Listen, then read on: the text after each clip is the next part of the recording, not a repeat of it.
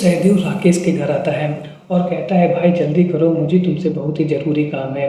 जैसे ही राकेश सहदेव की बात सुनता है वह झट से तैयार हो जाता है क्योंकि सहदेव राकेश का बहुत ही जिगरी दोस्त था और जब भी सहदेव को उसकी ज़रूरत पड़ती थी राकेश हमेशा उसकी मदद करता था। 6 बजे के आसपास राकेश सहदेव के साथ अपने घर से उसके साथ चला जाता है और इसके बाद वह जब देर तक अपने घर वापस नहीं आता है तो उसकी वाइफ उसको कॉल करती है और कहती है कि भैया तुम इतनी सुबह घर से निकल गए हो, घर वापस कब आओगे? तो राकेश कहता है कि मैं जल्दी घर वापस आ जाऊंगा, 9 साढ़े 9 बजे तक मैं घर वापस आ जाऊंगा।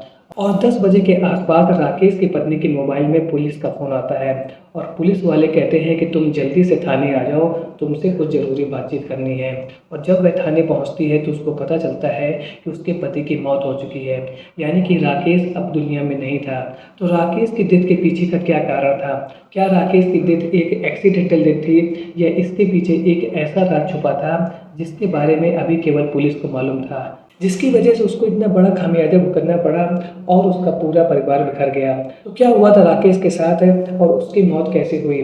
जानने के लिए वीडियो को अंत तक देखें। यदि आपको वीडियो पसंद आता है तो वीडियो को लाइक और चैनल को सब्सक्राइब जरूर कर लीजिए क्योंकि ऐसे इंटरेस्टिंग वीडियो मैं आप लोगों के लिए हर रोज लाता रहता हूँ।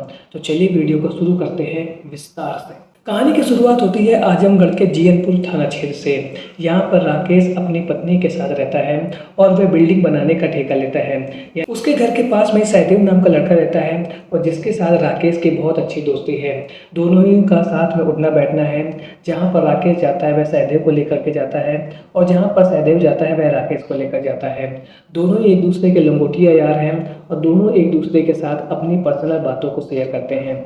इसी बीच सहदेव का एक लड़की के साथ रिलेशन बन जाता है और जब भी सहदेव अपनी गर्लफ्रेंड से मिलने के लिए जाता था वह राकेश को अपने साथ ले जाता था और वह बताता था कि राकेश उसका बहुत ही जिगरी दोस्त है और उसकी गर्लफ्रेंड भी राकेश को बहुत अच्छे से पहचानती थी और यहाँ तक सब कुछ अच्छा चल रहा था। और इसी बीच उसका जो दोस्त होता है यानी कि जो राकेश का जो दोस्त है सहदेव, वो काम के लिए गुजरात चला जाता है।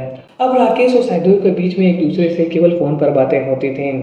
सहदेव जहाँ पर गुजरात में था वहीं राकेश आजमगढ़ में रह करके ही अपना काम देख रहा था और सहदेव के जाने के बाद में जो राकेश था उसकी गर्लफ्रेंड के साथ नज़दीकियाँ बढ़ने लगती हैं क्योंकि सहदेव तो अब यहाँ पर था नहीं और उसकी गर्लफ्रेंड राकेश को बहुत अच्छे से पहचानती थी, जिसकी वजह से राकेश सहदेव की गर्लफ्रेंड से मिलने जुलने लगता है और इसी बीच में सहदेव की अपनी गर्लफ्रेंड से शादी तय हो जाती है। लेकिन राकेश का उसकी गर्लफ्रेंड से मिलना जुलना लगातार चलता रहता है और दोनों ही एक दूसरे के इतना क्लोज आ जाते हैं कि उनके बीच में शारीरिक संबंध बनने लगते हैं और ये सब बातें सहदेव को मालूम नहीं थी। जब सहदेव को इस बात का पता चलता है तो वह राकेश से पूछता है कि भाई ये तुम क्या कर रहे हो? तुम मेरी गैर मौजूदगी में मेरी गर्लफ्रेंड के साथ रिलेशन रख रहे हो और उसके साथ शारीरिक संबंध बना रहे हो। तुम्हें ये बात बहुत अच्छे से मालूम है कि मेरा उसके साथ मैरिज होने वाला है, मेरी उसके साथ शादी होने वाली है। ये बात तुम्हें अच्छे से मालूम है और तुम मेरे जिगरी दोस्त हो, इसके बावजूद भी तुम मेरे पीठ पीछे मेरी पीठ पर चाकू घोंप रहे हो। लेकिन राकेश कहता है कि नहीं भाई ऐसा कुछ नहीं है, तुमको ये गलतफहमी हो गई है, मेरा तुम्हारी गर्लफ्रेंड के साथ में कोई भी रिलेशन नहीं है। लेकिन सहदेव को लगातार राकेश के ऊपर इस बात का शक हो रहा था कि उसका उसकी गर्लफ्रेंड के साथ में रिलेशन है और दोनों ही उसके पीठ पीछे आपस में मिलते हैं और मजे करते हैं। इस बात को पुख्ता करने के लिए वो लगातार अपनी गर्लफ्रेंड और राकेश को चेक कर रहा था कि उनके बीच में रिलेशन है कि नहीं।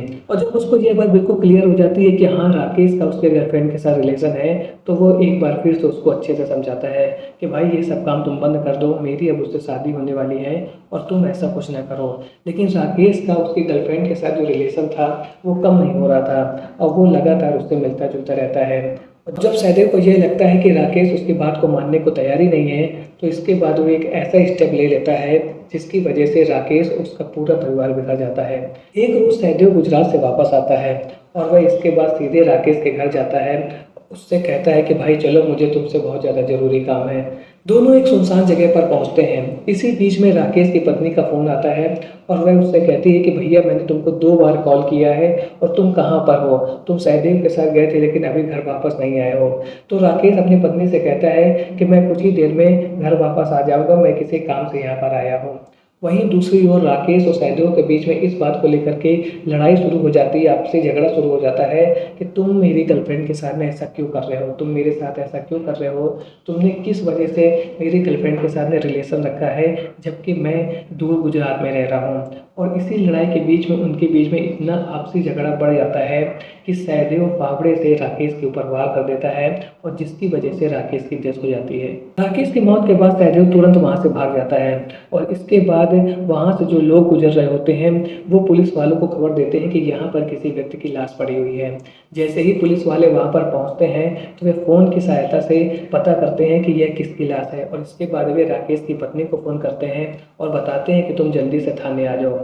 जैसे ही राकेश की पत्नी थाने पहुँचती है उसको पता चलता है कि उसके पति यानी कि राकेश की मौत हो चुकी है और अब वो इस दुनिया में नहीं है और उसको ये भी पता चलता है कि उसकी मौत फावड़े के वार की वजह से हुई है। तब वह पुलिस वालों को यह बताती है कि सुबह के समय में वे अपने दोस्त सहदेव के साथ निकले थे और इसके बाद उनके साथ ये सब हो गया है। तो राकेश की पत्नी के बयान के बाद पुलिस को यह बात तो समझ में आ जाती है कि राकेश के साथ जो व्यक्ति घूम रहा था वह सहदेव था और इसके बाद पुलिस सीसीटीवी कैमरे और मोबाइल लोकेशन के आधार पर तुरंत ही सहदेव को गिरफ्तार कर लेती है और उससे पूछती है कि भाई तुमने अपने जिगरी दोस्त के साथ ऐसा क्यों किया। तो सहदेव वही बात पुलिस के सामने रख देता है जो मैंने अभी बताई। सहदेव ने पुलिस को यह बताया कि मैं जब भी अपने गर्लफ्रेंड से मिलने जाता था मैं राकेश को अपने साथ ले जाता था। मैं राकेश को अपने भाई के जैसा मानता था लेकिन राकेश ने मुझको धोखा दिया। मैं अपनी गर्लफ्रेंड को बहुत प्यार करता था और अब हमारी शादी भी होने वाली थी लेकिन मैं कमाने के लिए गुजरात चला गया था और इसी बीच राकेश का मेरी गर्लफ्रेंड के साथ रिलेशन बन जाता है। वो दोनों क्लोज आ जाते हैं और उनके बीच में अवैध रिश्ते बन जाते हैं और ये बात जब मुझे पता चली तो मैंने राकेश को बहुत समझाया लेकिन वो मेरी बात मानने को तैयार ही नहीं था और जिसकी वजह से इतना बड़ा कांड हो गया। तो पुलिस वाले कहते हैं कि तुमने ये कैसे कर दिया, वो तो तुम्हारा इतना जिगरी दोस्त था। तो उसने कहा कि मैं उसके साथ कुछ भी नहीं करना चाहता था, केवल आपसी बातचीत और गुस्से में आने की वजह से हमारे बीच में झगड़ा हुआ और उसके बाद इतना बड़ा कांड हो गया। बाद में पुलिस ने सहदेव के कबूलनामे और राकेश की पत्नी के बयान के बाद में सहदेव को गिरफ्तार कर लिया और उसको जेल भेज दिया।